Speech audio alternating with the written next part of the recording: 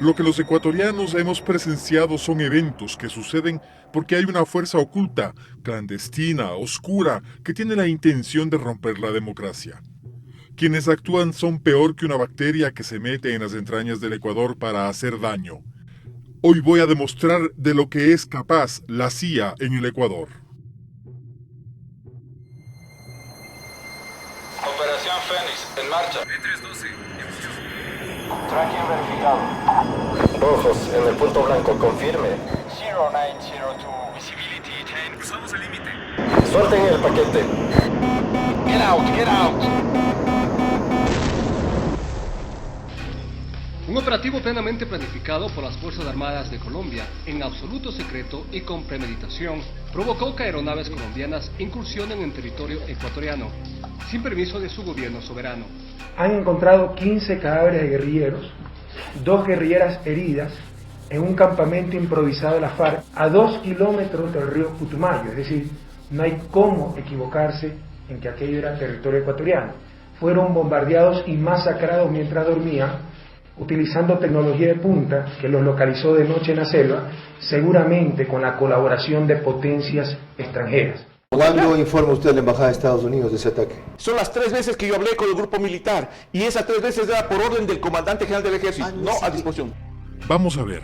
Mario Pazmiño es un militar retirado. Fue director de inteligencia del Ejército del Ecuador y fue relevado de su cargo por fallas de información. Mario Pazmiño le ocultó al presidente de la República, quien es su comandante en jefe, que el ataque a Angostura estaba muy bien planificado.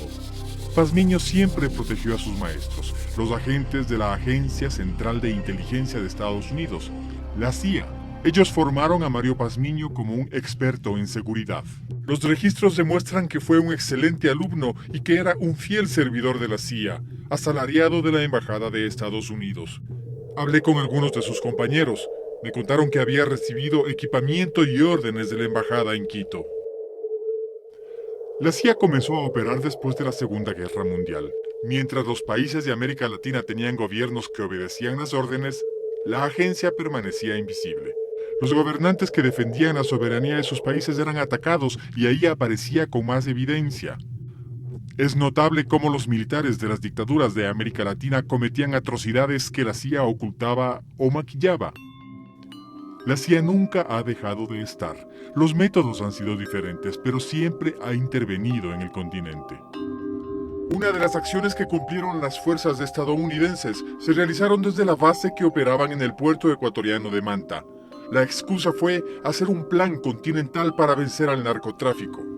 El presidente Rafael Correa ofreció desde la campaña electoral no renovar el acuerdo con los estadounidenses para el uso del aeropuerto de Manta. El ataque contra Angostura confirmó que allí se hacía algo más de lo que se declaraba. La salida de la base estadounidense de Manta provocó el colapso final del famoso Plan Colombia. Si no hay ningún problema en tener una base norteamericana en Ecuador, perfecto. Podemos dar permiso para que instalen esa base, siempre y cuando nos den permiso para instalar una base militar ecuatoriana en Miami. Si no hay ningún problema, van a aceptar. Cuando se consolidaron las democracias en el continente, la táctica del golpe militar no fue más una opción.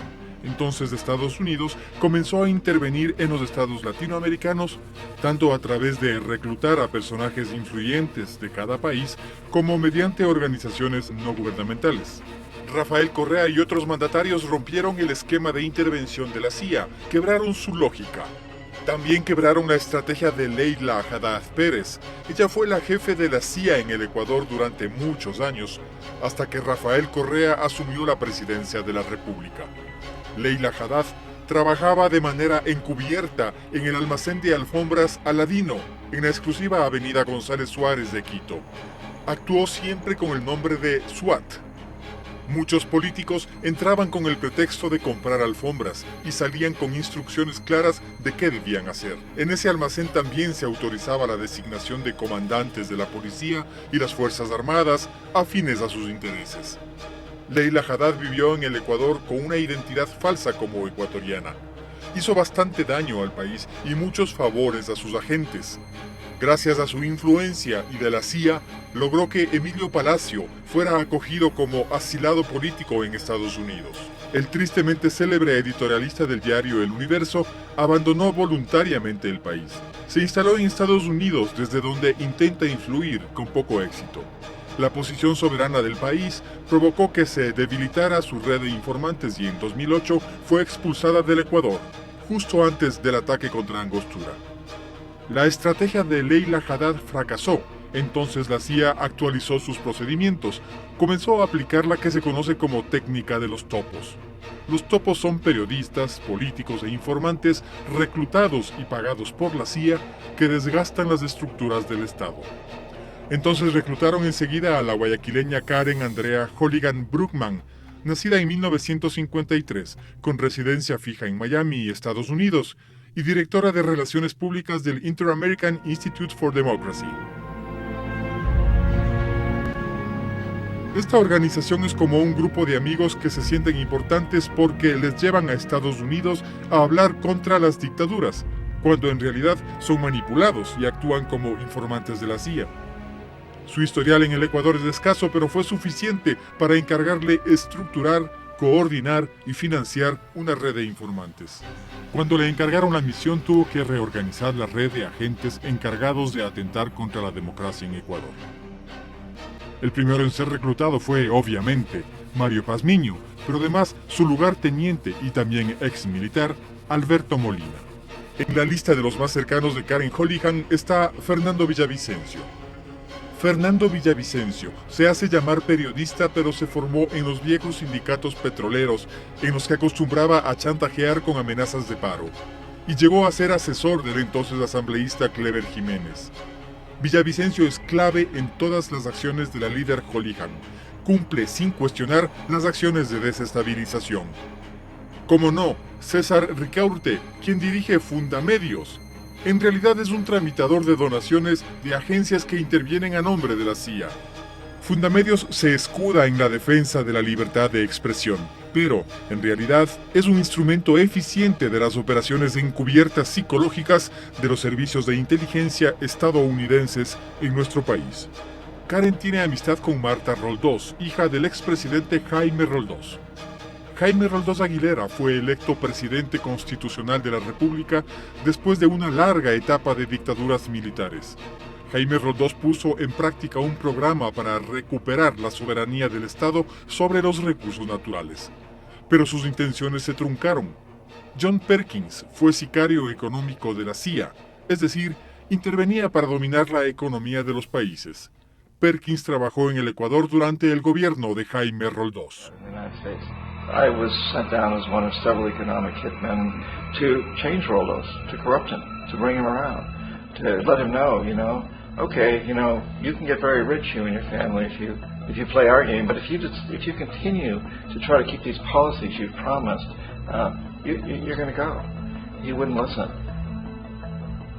He was assassinated. Gracias a su amistad con Karen Holligan, Marta, la hija mayor del presidente fallecido, logró obtener apoyo económico para crear la Fundación Mil Hojas, una página web que dedica toda la energía en desprestigiar al gobierno. Recibe instrucciones y financiamiento estadounidenses. ¡Qué gran paradoja! Hace una década la CIA reaccionó cuando había perdido el control de América Latina. Debió actuar rápido y usar mucho dinero para financiar la intervención. Estados Unidos inyecta dinero a través de varias ONG que tienen oficinas en casi todos los países de la región. Entre ellas se encuentra el Instituto Republicano Internacional, IRI. También actúa el Instituto Nacional Demócrata, NDI, por sus siglas en inglés, que distribuye fondos federales. Una de las más representativas es la Agencia de Estados Unidos para el Desarrollo Internacional, USAID. Se creó en la década de los 60 y bajo la mascarada de apoyar el desarrollo y fortalecer las instituciones democráticas, ha menoscabado la soberanía de países. Los propios directivos de USAID reconocieron ante el Congreso de su país que apoyan a fuerzas políticas opositoras de gobiernos progresistas. Se nutre de fondos federales. Su intervención ha tenido tan poco tino que debió sufrir las consecuencias. Si quieren donar, perfecto, pero en coordinación con las políticas nacionales. Eso es lo que no han querido ciertas supuestas agencias de cooperación. Y si no quieren, no hay problema, que se vayan. Informarles, hemos decidido expulsar a USAID de Bolivia. Se va a USAID de Bolivia. Pero si la USAID es mala, la que se lleva el premio es la Fundación Nacional para la Democracia, cuyas siglas en inglés son NED. NED declara que su objetivo es fortalecer las instituciones democráticas en el mundo, pero encontré un recorte del New York Times, uno de los periódicos más influyentes del mundo. En la parte que interesa dice esto de NED. Se creó para llevar a cabo públicamente lo que ha hecho subrepticiamente la Agencia Central de Inteligencia durante decenios. Gasta $30 millones al año para apoyar a partidos políticos, sindicatos, movimientos disidentes y medios informativos. Los fondos provienen del Congreso de Estados Unidos. Una de las beneficiarias es Participación Ciudadana, organización que recibió de 2012 a 2015 más de $265,000 de esta organización.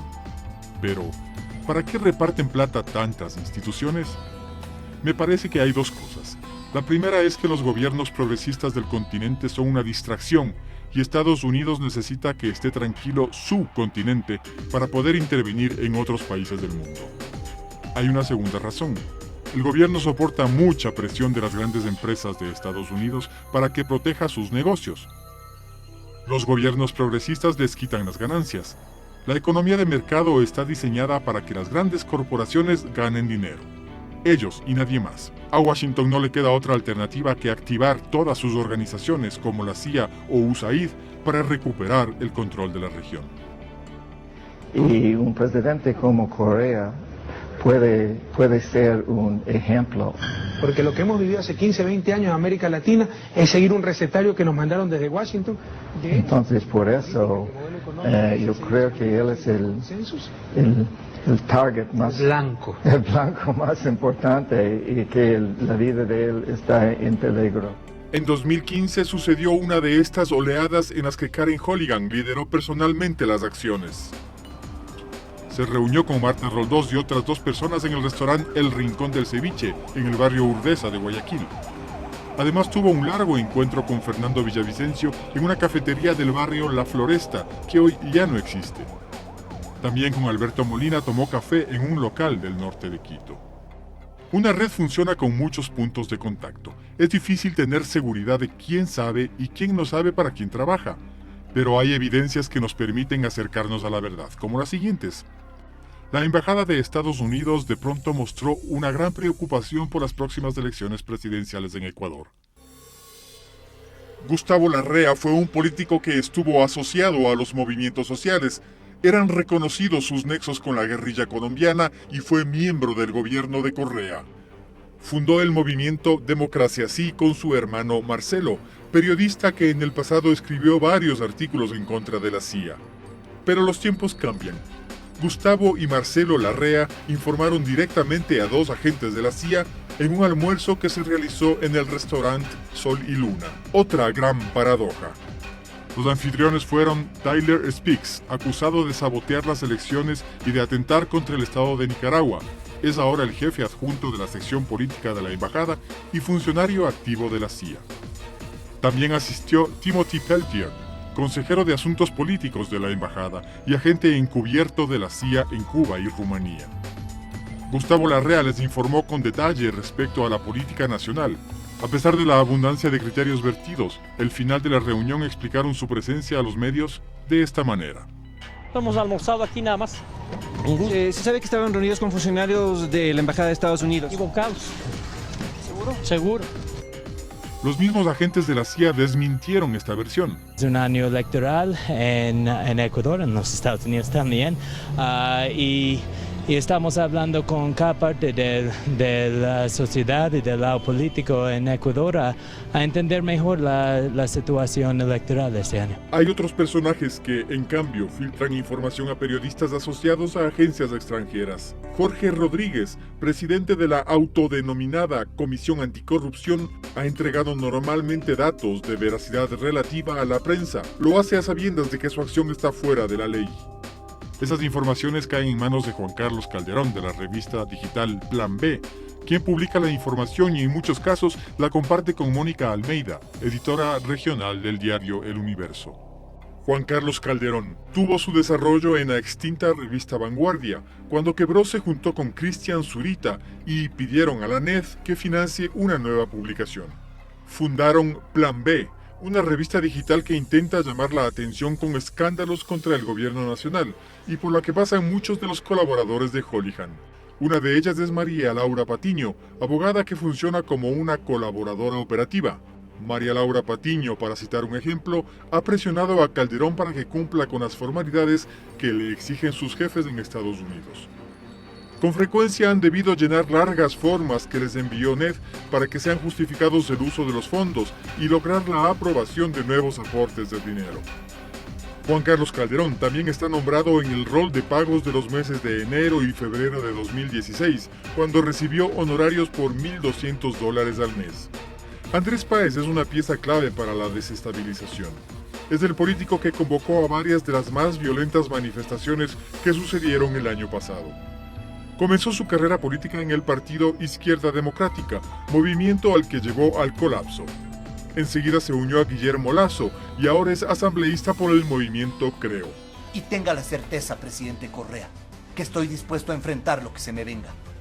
Porque sé que podrán encarcelar mis huesos, pero jamás mi alma, ni mi espíritu rebelde frente al despropósito, al desenfreno, a la imposición de un régimen incompatible con la trayectoria histórica de libertad de mi patria. A lo mejor deba explicar cuál es su relación con Karen Holihan, que está a la izquierda en esa mesa, y cómo interactúa con Fernando Villavicencio, que está en la parte derecha de la mesa. En 2014 pidieron ser recibidos por los aportantes de Miami. Y luego, en 2015 hubo otro encuentro y es otra evidencia de este relacionamiento. Los hermanos Isaías, prófugos de la justicia ecuatoriana por ser los responsables del feriado bancario del año 2000. Es necesario poner atención en esto. Karen Holihan organizó el denominado Primer Foro Ecuador en el Hotel Ramada de Jalalía, en Miami, cuyo propietario es Roberto Isaías. Sucedió el 31 de julio de 2015. Karen pagó $3,000, que fue el costo del evento, y también le pagó un almuerzo a Andrés Páez. En este foro, que estuvo permanentemente resguardado por la policía local, asistieron también Emilio Palacios y Carlos Vera. Muy cerca de William y Roberto Isaías ha trabajado José Tobar Tobar, quien además fue asistente del político Andrés Páez. En estos niveles de manipulación, las coincidencias no existen. Tobar dirige el medio Focus, que ataca por todos los flancos al gobierno y que apoya de varias maneras al programa A Quemarropa del político Carlos Vera. Tobar y su hija Diana formaron el medio digital Yo Protesto, otro espacio creado exclusivamente para atacar al gobierno nacional y cuyos servicios han sido contratados por el político Andrés Páez. Los contactos forman una larga lista de políticos quienes han participado de diferente manera. Son típicos los ataques coordinados. Para potenciar estos ataques, Karen Holihan ha intervenido en aspectos estratégicos como el siguiente. En el Hotel Ramada Plaza de Panamá se llevó a cabo un taller de seguridad digital dictado por Fernando Cuervo, de Internet Security Coalition. Asistieron periodistas opositores de Venezuela y los peones de la estrategia de Ecuador, Fundamedios, Plan B, Participación Ciudadana y 1000 Hojas. El taller se llevó a cabo los días 29 y 30 de julio de 2015. Es bueno saber que la estrategia también incluye a políticos, quienes se convierten en voceros de posiciones que pretenden romper la democracia y que son quienes dan las opiniones, las cuales son reproducidas después en los medios de comunicación digitales. Obviamente, uno de los más cercanos y fieles ejecutores de las estrategias de la CIA es Fernando Villavicencio, quien apareció frente a la opinión pública cuando, tras una orden judicial, la fuerza pública allanó su residencia. Luego de un análisis exhaustivo, se descubrió que en la computadora de Villavicencio había información muy sensible con respecto a la seguridad del presidente de la República. Otro personaje oscuro es el peruano Víctor Rojas. Él dirige la sede en Lima del estadounidense Instituto Nacional Demócrata. El 18 de febrero de 2015, Víctor Rojas cenó en el restaurante Patria con varias personas, entre ellas Darío Tapia, secretario de Movilidad del municipio de Quito, el alcalde de Quito Mauricio Rodas y su hermano Armando, quien fue ministro de Finanzas. El 19 de febrero de 2015 se encontró en el Hotel Quito con Ruth Hidalgo, directora de Participación Ciudadana. Pues sí, esta institución, que tiene una relación activa con grupos opositores, recibe fondos de varias organizaciones estadounidenses relacionadas con la CIA, USAID, NED, IRI, entre otras. Rojas, en los dos casos, luego de los encuentros, se dirigió a la Embajada de Estados Unidos. No se tiene constancia de los temas que fue a informar, pero con los antecedentes descritos no sería ninguna charla inocente. A propósito, Mario Pazmiño no ha estado descansando. El 27 de agosto de 2015 hubo un acto especial en la Universidad Andina Simón Bolívar. Por instrucciones de Karen Hollihan, se presentó el libro Análisis de las repercusiones del socialismo del siglo XXI. Es un impreso en el que participan los amigos latinos reunidos alrededor de la idea de derribar los gobiernos progresistas de la región: Venezuela, Cuba, Ecuador, Bolivia y Argentina. Quienes asistieron a la presentación en el Ecuador son muchos de los que están en esta pared. La CIA actúa también a través de intelectuales. La táctica es clara. Cualquier propuesta que hace el gobierno nacional tiene que ser rechazada y debe provocar enfrentamientos violentos. Primero fue la propuesta de la ley de herencias, que afectaba a menos del 1% de la población más rica del Ecuador.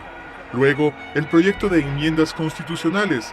Fueron sucesos suficientes para que políticos como Andrés Páez hagan lo que mejor saben: atentar contra la democracia. Andrés Páez organizó marchas cada vez más agresivas en Quito y alentó a los manifestantes a ser más y más violentos. Necesitaban un muerto. En la convulsión provocada por la CIA se encontraron periodistas que tenían antecedentes de medios digitales beligerantes. Se juntaron José Hernández con su bitácora Sentido Común y Roberto Aguilar con su blog Estado de Propaganda, ambos espacios destinados exclusivamente a atacar al presidente de la República. También se integró Gabriel González, de Crudo Ecuador. Él es otro de los que ha recibido fondos de Fundamedios por $24,000, además de dinero del municipio de Quito. Y por último, el periodista Martín Pallares, quien fue separado de Diario El Comercio. El año pasado, Martín Pallares fue comisionado por sus socios para buscar dinero en Estados Unidos. En octubre de 2015, Martín Pallares se reunió con los encargados del hemisferio sur del Congreso de los Estados Unidos, a quienes les pidió que financien el periodismo digital. Se encontró con los donantes de Fundamedios y los directivos de NED, de Freedom House y de IRI. Luego con el director del hemisferio sur del Senado de los Estados Unidos, quien ofreció presionar para conseguir financiamiento para su propuesta de periodismo digital. También tuvo un encuentro con Roger Noriega, quien fue subsecretario de Estado para Asuntos del Hemisferio Occidental y embajador de Estados Unidos ante la OEA. Así nació la revista digital Cuatro Pelagatos, con dinero de la CIA. Digo yo, una cosa es hacer periodismo, otra diferente es hacer partidismo, como han hecho por años Pallares, Hernández, Aguilar, Calderón y Zurita. Pero recibir fondos de la CIA como pago por oponerse cambia por completo el panorama. Eso tiene otro nombre. Hubo muchos como Karen Hollihan en el pasado y habrá muchos en el futuro. El Ecuador nunca podrá dormir tranquilo. No pensé que la CIA influenciara tanto en el Ecuador, y esta es solamente la punta del ovillo.